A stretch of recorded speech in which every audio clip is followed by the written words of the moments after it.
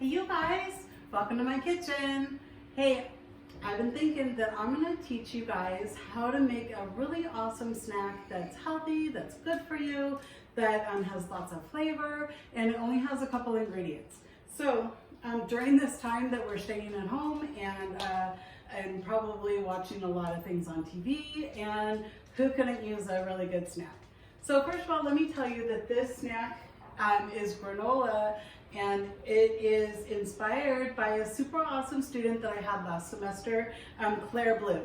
Claire Bloom gave me this recipe actually as a Christmas gift, and it was amazing from the moment that I opened it, and I reached out to her and I said, hey Claire, you've got to share this recipe with me because I have got to share it with other students because it's just that good. Okay, so thank you, Claire, and thank you for your recipe, and here we go. I hope you guys like this. All right, so I'm gonna start with 3 cups of oatmeal. This is gluten-free. You can get gluten-free oatmeal or you can get regular oatmeal. Hopefully a lot of you guys have it in your pantries at home already. I get 3 cups, just put it in a bowl. So there's 1, 2, and 3, and a little pinch for extra life. All right, so I've got that. I'm also going to be adding 2 cups of nuts. Now the nuts that I'm going to use in here are what Claire recommended, and she recommended almonds and cashews. Okay, so, but you can use whatever nuts that you have available to you, or depending on whatever flavor that you like. So I've already started to rough chop these. I'm going to put these on the top of the stove even though I'm not using the stove. It's limited space in here. So what I'm going to do is just look over these and to see if any more need chopping. It's basically whatever size that you would like. Remember when you're holding the knife to have your fingers up and you're just rocking a rocking motion to give those whatever size you like. So I'm going to be adding both of these. Let's see, let's put this over here. I'm going to be adding both of these cups. So there's a cup of each, a cup of the almonds and equal cup of the cashews. You can even do this 3 kinds of nuts if you like. In my pantry, I have pistachios, I have pecans, so that might be my next batch. So basically, use whatever you like, but more importantly now, use whatever is available. All right, so we've got those 2. I'm going to add also 3/4 of a cup of coconut. Coconut, this is the coconut that I'm using. This is a sweetened coconut. You can buy it unsweetened. The recipe doesn't specify which one, so you can add whichever you desire or have available. Or you don't have to put any. Like a lot of people don't like coconut. Mr. Montoya is one of them. He doesn't like coconut, so next batch I make, I will not have any coconut in there. Okay, and then to this, I'm going to be adding brown sugar to sweeten it up a little bit.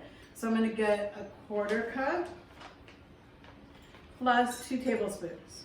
So remember when you are using brown sugar, unless your recipe says to have unpacked brown sugar, then you want to pack it in.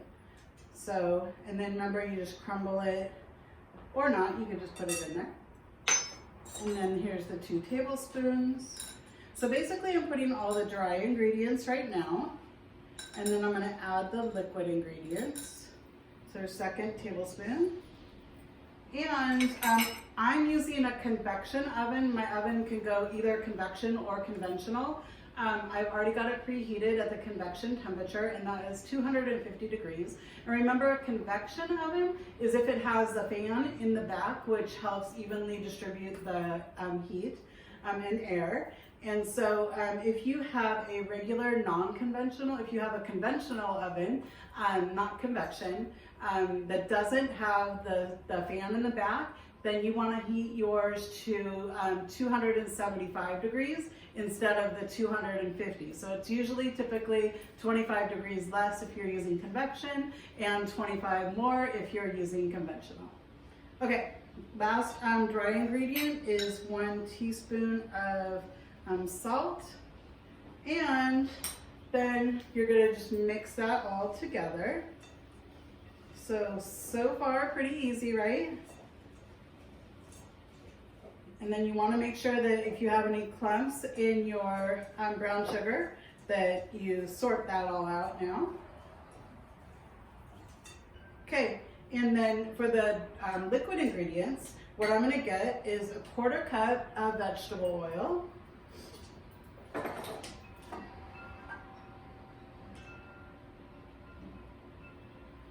Just pour that in there.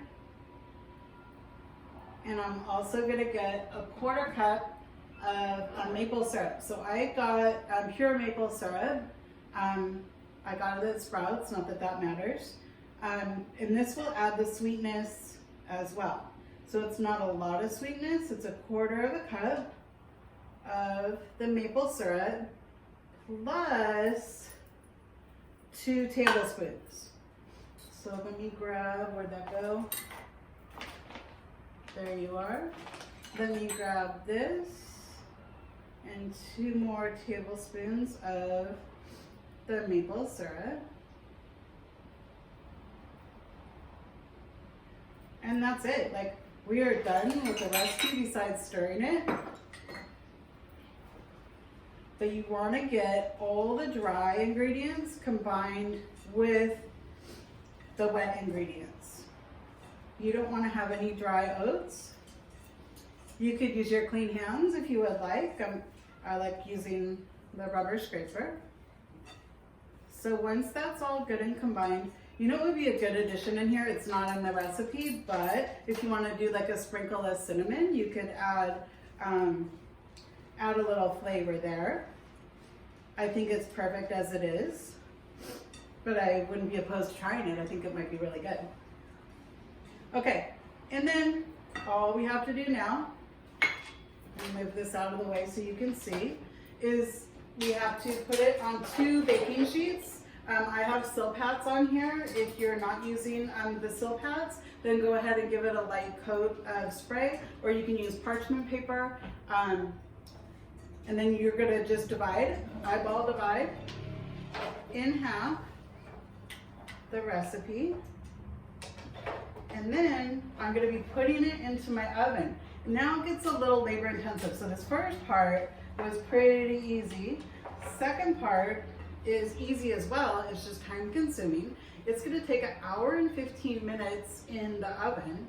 And then along the way, you have to stay near the oven. I set a timer, and you have to take it out of the oven, and then you have to use your spatula, and you have to loosen everything up every 15 minutes. So you're gonna be doing that about 5 times, I think, and then so it doesn't just burn. So I wouldn't suggest not turning it. You need to turn it. So stay near your ovens. And then, let me spread this out. I'll put it in the oven. And when I put it in the oven, I'm gonna stagger them on the shelves in the oven. I'm not gonna put them right on top of each other. I'm gonna put them a little bit next to each other so that the air can even more distribute. Let me pop these in, I'll be right back.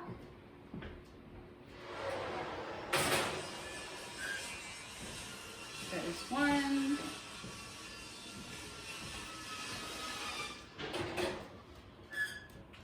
There's 2. I'll set my timer in just a second.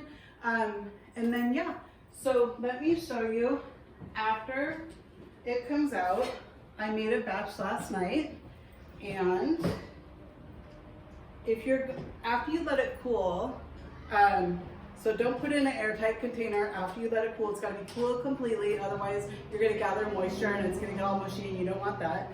So this is what it looks like afterwards. It is amazing. You can have this on top of yogurt. You can have it just as a snack by itself. You can pour milk over it and make it a cereal. Oh my gosh, like you can take it on a hike with you. So many options. So you guys, I'm gonna be turning this every 15 minutes with my spatula. Upside down spatula, I think it works better. Turn that, put it back in every 15 minutes, take it out. After the hour and a quarter, then you're done. So I hope you enjoy it as much as I do. Thank you, Claire Bloom. You are an amazing chef.